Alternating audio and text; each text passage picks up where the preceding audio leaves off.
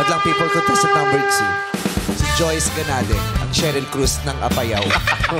Taga-Apayao ka pala, ang layo. Apayao. Yes, Ba't lumuwas ka pa? Ang layo. Ay guys, si Cheryl Cruz! Hi, Cheryl! Hello. It's nice to see you We here. love you. I love you too, guys. Si Cheryl talaga ang nagpasimuno ng A eh. Tsaka rock and roll sa kanya. Wala po ba kayong bagong single na i-release? For now, wala pa muna. For tomorrow? For tomorrow, parang wala pa din. Kakatuwa naman si Joyce Ganaden. Ba't mo ano? Joyce Ganaden. Oo. Yung pangalan niya. Oh, diba? Tapos nangulangot ka pa.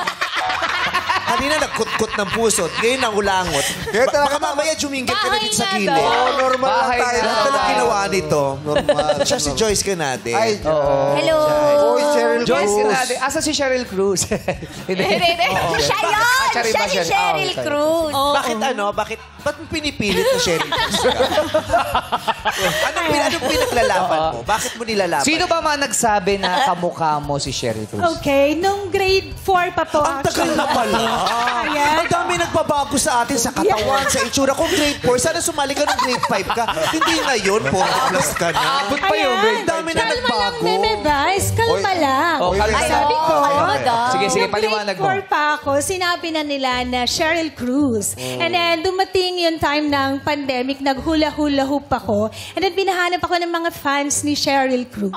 At gusto niya daw akong makita dahil kahawig ko nga daw po siya. Oh, si Cheryl palang nagpapanganap. Ba't dito ka nagpunta? Ano ba yung address ni Cheryl Cruz? Ang mukha niya kasi! Alam mo, itong mga taong to, nagpunta dito kasi gusto nila makalimot sa mga iniisip nila araw-araw. Nung dumating ka, dinagdagan mo yung mga isipin nila. Mga ilang segundo silang, sino to? Ito yung Sa ko kanina. to napanood, parang nakita ko, ano sino to? Kasi ako pa ang Cheryl, yung gano'n. May nahuli si Drake eh. Oo. Gumagaling madlang people.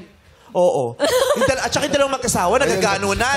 Sabi nung lalaki doon sabi ko sa'yo, sa Asa? Itbulaga tayo mga. Ayan, nagtalo. Sabi mong masaya yung showtime. Tingnan mo, nagkaroon pa tayo ng bagong problema. Iisipin pa natin kung sino yan. Sabi Pero may gano'n. nakita ko iba naman gumaganon. Oh, May Okay, ganun, no? okay. Alam mo sino yun? sino? Kasamahan niya. Hindi, tsaka yung gumawa sabi, okay na, next. Alex pala yun. Ayaw pala yun.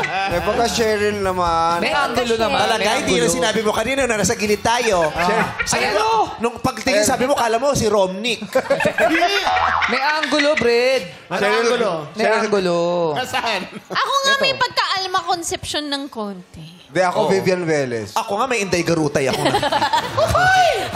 Uy, maganda si Inday Garutay sa personal. Nagpapatawa lang siya, pero maganda siya in person.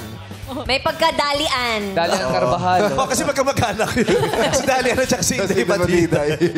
Oh, may konti kang Ice Mendoza. Ito na natin anak pong ko yung family. anak. Oo. Pamilya na sila. Oo. Pero ikaw din, alam mo sa sarili mo, may mga pangkaraniwang na pag nakikita mo yung sarili mo sa lamin, sasabi mo, ay, Cheryl talaga. Yes po. Yes Ayan po. o, pag naka-side view ka. Ay, side view. side. Sa'yo may Side angulo. Ayaw. Yan, ganyan lang. Oh. Sherry. Ay, ate, wag mong buuin. Kalahati lang. Kalahati lang. Ayan. Doble cara pala. Yung muntik na papunta na doon. Oo. May Si angulo. Cheryl.